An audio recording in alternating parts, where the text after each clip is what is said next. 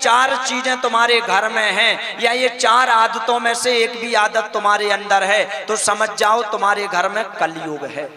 और ये चारों चीजें तुम्हारे घर में ना रहे और ये चारों आदतों में से कोई भी आदत तुम्हारे घर में ना रहे तो समझ जाना तुम्हारे घर में कलयुग। सुना यत्रा धर्मस्य चतुर्विधा, चार स्थान पर कलयुग का निवास है। कलयुग का पहला स्थान है द्यूतम। माता जी पीछे वाली कथा में मन नहीं लग रहा क्या? इधर उधर क्यों देख रही हो? सामने देखो। माता जी का मन नहीं लगता, इधर उधर देख रही। चार चीजें सुन लो तुम्हारे घर में हो अगर तो तुम्हारे घर में भी कलयुग है। सुधारना घर वालों को। कलयुग का पहला स्थान होता है द्यूतम। द्यूतम मतलब जुए में कलयुग का वास है। परीक्षित जी महाराज ने ये पहला स्थान कलयुग को दिया है। अगर कोई आदमी जुआ खेल रहा है तो उसके माथे पर कलयुग बैठा हुआ है और इसके घर में कलयुग है। कलयुग का दूसरा स्थान बताया पानम। द्यूतम पानम, अगर कोई व्यक्ति मदिरा पान कर रहा है, अगर कोई व्यक्ति शराब पी रहा है तो उस व्यक्ति के माथे पर कलयुग बैठा हुआ है। जो भी व्यक्ति इस जीवन में शराब पी रहा है वो कितनी भी भक्ति कर ले उसके माथे पर कलयुग बैठा हुआ है और उसके माथे पर कलयुग विराजमान है। यहाँ सुखदेव जी कहते हैं परीक्षित मदिरा पान करने से व्यक्ति की तीन चीजों की हानि होती है। आप लोग ध्यान से सुनना। पहली हानि होती है हमारे पैसे की, यानी धन की हानि होती है। अगर आदमी रोज थोड़े थोड़े धन से शराब पिएगा, कभी बेटा बीमार हुआ और डॉक्टर ने कहा कि 1 लाख रुपए की जरूरत है और जब ये 1 लाख रुपए दे नहीं पाएगा और इकलौता बेटा मर जाएगा तब इसको याद आएगा कि शराब पीकर अगर धन बर्बाद ना किया होता तो आज मेरा बेटा जिंदा होता। माता शराब इतनी बुरी चीज होती, भगवान कृष्ण के वंशजों ने यदुवंशियों ने शराब पी थी। 56 करोड़ यदुवंशी थे, पूरे के पूरे मारे गए थे। तो हम भगवान कृष्ण के वंशज नहीं है। भगवान कृष्ण के वंशज शराब पीने से नहीं बचे तो हम बचेंगे क्या? इसलिए मदिरा पान नहीं करना चाहिए। मदिरा पान जो व्यक्ति करता है, कितने माताओं के सिंदूर उजड़ गए, कितने माताओं के घर के बर्तन तक बिक गए शराब पीने वालों के कारण। बिक गई कि नहीं? जवानी में माताएं विधवा हो गई। इसलिए शराब, ये दूसरा स्थान जो शराब पी रहा है उसके माथे पर कलयुग बैठा हुआ। धन की हानि है शराब पीने से। दूसरा बताते हैं शराब पीने से हमारे सम्मान की हानि है। अगर कोई व्यक्ति मदिरा पान कर रहा है तो यहाँ सुखदेव जी महाराज और सूत जी महाराज कहते हैं उसके सम्मान की हानि है। कोई शराबी व्यक्ति कितना अच्छा हो, सामने आदमी इज्जत करता है लेकिन चोरी से गाली ही देता है कि शराबी जा रहा है, देता है कि नहीं? और हमारे बुंदेलखंडी में कहते हैं दरुआ जा रहा हो, जो गवलाई कितना अच्छो हो, लेकिन वो आदमी दरुआ कहते चोरी से, कहते हैं कि नहीं माता जी? कितना बड़ा सम्मानीय आदमी हो, आदमी के सम्मान की हानि है। अगर कोई माताएं घर के दरवाजे बंद कर लेती हैं कि शराबी व्यक्ति सामने से जा रहा, इसका कोई ईमान नहीं है, इसलिए दरवाजे बंद। दूसरा सम्मान की हानि है। और यहाँ तीसरा सुखदेव जी महाराज कहते हैं कलयुग का दूसरा लक्षण है शराब। जो व्यक्ति अपने जीवन में मदिरा पान करता है ऐसे व्यक्ति के स्वास्थ्य की हानि है। ये तीसरा है माता जी, जब आदमी शराब पीता है ना तो आदमी के स्वास्थ्य की हानि होती है, आदमी का स्वास्थ्य खराब होता है। एक आदमी को माता जी मैंने देखा, वो पैदल गाड़ी चलाते हुए ले जा रहा था। मैंने उस आदमी से कहा भैया पैदल गाड़ी क्यों घसीट रहा है? उसने कहा गुरुजी पेट्रोल खत्म हो गया इसलिए घसीट रहे हैं। मैंने उस आदमी से तुरंत कहा भैया पेट्रोल खत्म हो गया तो मेरी गाड़ी में मिट्टी तेल रखा है, मिट्टी तेल डाल ले गाड़ी में। वो आदमी तुरंत बोला गुरुजी भागवत करते हो लेकिन ज्ञान बिल्कुल नहीं है तुम्हें। मैंने कहा क्यों? बोले हमारी जो 50,000 की गाड़ी है और इसका इंजन है, अगर इसमें पेट्रोल की जगह मिट्टी तेल डालूंगा तो 50,000 का इंजन खराब नहीं हो जाएगा? पेट्रोल की जगह मिट्टी तेल अगर गाड़ी में डालूंगा तो। मैंने उस आदमी से कहा भैया मुझे ज्ञान बहुत है, तुझे शिक्षा दे रहा हूं, जीवन नहीं बदला तो कुछ भी नहीं बदला। आज तू 50,000 की गाड़ी में पेट्रोल की जगह मिट्टी तेल डालने को तैयार नहीं है कि 50,000 का इंजन खराब हो जाएगा। 50,000 के इंजन की तुझे इतनी फिक्र है कि मिट्टी तेल नहीं डाल रहा है, और भगवान ने जो करोड़ों का इंजन तुझे देकर रहा है, शराब पी पी कर इस करोड़ों के इंजन को बर्बाद कर रहा है, करोड़ों के इंजन को तू बिगाड़ रहा है। 50,000 के गाड़ी के इंजन को खराब नहीं करता है कि अगर इसमें मिट्टी तेल डाला इंजन खराब। भगवान ने ये जो शरीर दिया है, एक बार अगर फेफड़े खराब हो गए ना, पूरी जिंदगी का घर बार जमीन और जायदाद और घर बेच देना, दोबारा तुम्हारी फेफड़े कभी ठीक नहीं हो सकते हैं, तुम्हारा स्वास्थ्य ठीक नहीं हो सकता कभी, ये हानि है। मेरे गुरुजी सुनाया करते थे कि कोई एक राजा ने अपने मंत्री से कहा, बोले जाओ शराब लेकर आओ। वो मंत्री गया तो शराब लेकर आया, शराब के साथ मांस लाया, एक वेश्या लाया, एक डॉक्टर लाया और एक कफन लेके आया। इतनी सारी चीजें साथ में। राजा ने कहा मैंने तो तुझसे सिर्फ शराब मंगाई थी, इतना सब क्यों लेके आ गया, क्यों लाया? तब उस मंत्री ने कहा, राजा जी आज आपने शराब मंगाई है तो हमने आगे की व्यवस्था कर ली है पूरी। आज आपने शराब मंगाई है तो पर मांस खाने की इच्छा होगी, इसलिए मांस भी ले आए। वैश्यावृत्ति की इच्छा होगी, स्त्री लेकर आ गए। और जब मांस और शराब पियोगे तो तुम्हारा स्वास्थ्य खराब होगा, इसलिए डॉक्टर भी लेके आ गए और तुम्हारा स्वास्थ्य ठीक होगा नहीं तो तुम मरोगे, इसलिए तुम्हें कफन भी अभी से लेकर आए हैं कि बार बार ना जाना पड़े कफन लेने के लिए। तो अभी से हमने व्यवस्था कर ली कि लाके रख लो, कब मर जाए कोई भरोसा है क्या इसका? राधे राधे बोलना पड़ेगा, राधे राधे जोर से बोलना पड़ेगा, राधे राधे।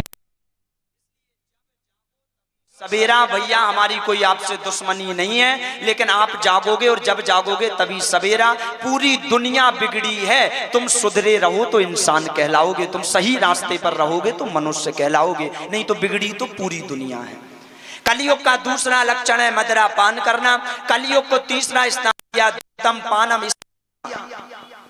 जो व्यक्ति पर स्त्री गमन कर रहा है, जो व्यक्ति चरित्रहीनता कर रहा है, उसके माथे पर कलयुग बैठा हुआ है। आदमी को कभी भी पर स्त्री गमन नहीं करना चाहिए, आदमी को कभी भी चरित्रहीनता नहीं करना चाहिए। संसार में अगर माताजी पूजा होती है तो चरित्र की पूजा होती है। जिसका चरित्र अच्छा है उसका सब कुछ अच्छा है। बड़ी प्यारी एक चर्चा आती है कि जब राम सीता को वनवास हुआ था तो एक दिन राम जी और सीता जी एक शिला पर बैठे हुए थे। लक्ष्मण जी पुष्प लेने के लिए गए थे। राम जी सीता जी दोनों बैठे थे तो पति पत्नी में मजाक चलने लगा। राम जी से सीता जी ने कहा, बोले राम जी हमारे पैर देखो कितने सुंदर हैं, हमारे चरण देखो कितने सुंदर हैं, गोरे गोरे। राम जी ने तुरंत कहा, देवी तुम्हारे चरण सुंदर नहीं है, चरण तो हमारे सुंदर हैं। पूरी दुनिया पड़ी रहती राम जी के चरण चाहिए, राम जी के चरण चाहिए, पड़ी रहती के नहीं, चरण तो हमारे सुंदर हो। और देखने के बाद कहा, भैया चरण तो भाभी के ही सुंदर हैं, सीता जी के ही सुंदर हैं। सीता जी ने तुरंत कहा, बोले राम जी मैंने कहा ही था ना कि चरण मेरे सुंदर है, जबरदस्ती मुझसे लड़ रहे थे। लक्ष्मण जी ने कहा, सीता जी अभी पूरी बात तो सुनो, तुम्हारे चरण सुंदर तो हैं, लेकिन तुम्हारे चरण इसलिए सुंदर हैं क्योंकि वो राम के साथ चला करते हैं, और जो चरण राम के साथ चलते हैं वो चरण तो सुंदर हो ही जाया करते हैं, अच्छे तो हो ही जाया करते हैं। राम जी ने तुरंत कहा, बोले सीता अब सुनो, लक्ष्मण आ गया मुद्दे की बात पे। असल में चरण तो मेरे ही सुंदर हैं, तभी तो दुनिया बताओ मेरे चरण के कारण तुम्हारे चरण तक सुंदर हो गए, मेरे साथ रह के।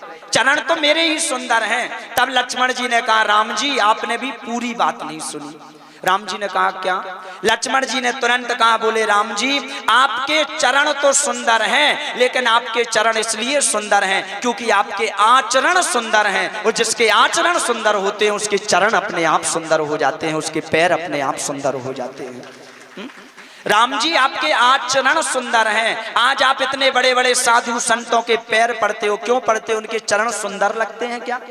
ना, उनके आचरण सुंदर होते हैं, इसलिए हम उनके चरणों को छूते हैं। राम जी ने अपने जीवन में चरित्रहीनता नहीं की तो आज भी राम जी की पूजा की जाती है। रावण इतना बड़ा ज्ञानी था, लेकिन जीवन में एक बार चरित्रहीनता की तो आज भी रावण के पुतले जलाए जाते हैं, और आज भी दशहरा में पुतले जला रहे हम रावण के, जला रहे कि नहीं? चरित्रहीनता ये तीसरा स्थान कलयुग का है। और कलयुग का चौथा स्थान है सूना। द्यूतम पानम स्त्रियां सूना। सूना मतलब हिंसा, हिंसा मतलब मांसाहार। अब आप लोग मांसाहार तो नहीं करती माता जी? कोई नहीं करती माता जी आप लोग? आप लोग बहुत अच्छी माता जी, अब मैं नहीं सुना रहा हूं, ठीक है? जब आप लोग कोई करता तो नहीं मांसाहार? नहीं गुरुजी करते सब हैं, बताएंगे नहीं हैं? और कैमरा भी लगाया, अगर हाँ कह देंगे तो दिख नहीं जाएगा। कल को ये साधना चैनल पर विशेष प्रसारण होगा तो दुनिया देखेगी कि ये माता जी खाती है, सर हिला रही है। ना। मांसाहार अगर कोई, क्योंकि समय कम है संक्षिप्त में बता रहा हूं, मांसाहार अगर कोई व्यक्ति कर रहा है तो उसके माथे पर कलयुग बैठा है। मांसाहार किसी व्यक्ति को नहीं करना चाहिए। अच्छा बताओ माता जी, एक बात बताओ, शमशान में कभी भगवान रहते हैं?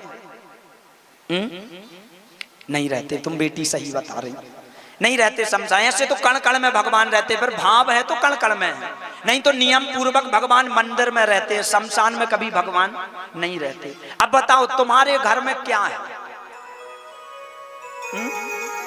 शमशान है। जो मांसाहारी उनको बता रहे हैं। शमशान किसको कहते हैं? बोले जहां मुर्दों को जलाया जाता है उसको शमशान कहते हैं। तुम्हारा घर भी शमशान है, वहां मुर्दों को जलाया जाता है, यहाँ मुर्दों को तलाया जाता है।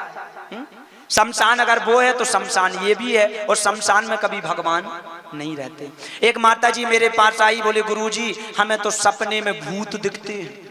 एक माता जी, मैंने उन माता जी से कहा माता जी मांसाहार करती हो, मांस खाती हो? बोले गुरुजी कभी कभार अमास पूनो, कभी कभार खा लेते हैं। मैंने उन माता जी से तुरंत कहा, मैंने कहा माता जी अभी तुम्हें भूत दिखते हैं ना, कल से तुम्हें चुड़ैलन भी दिखेगी।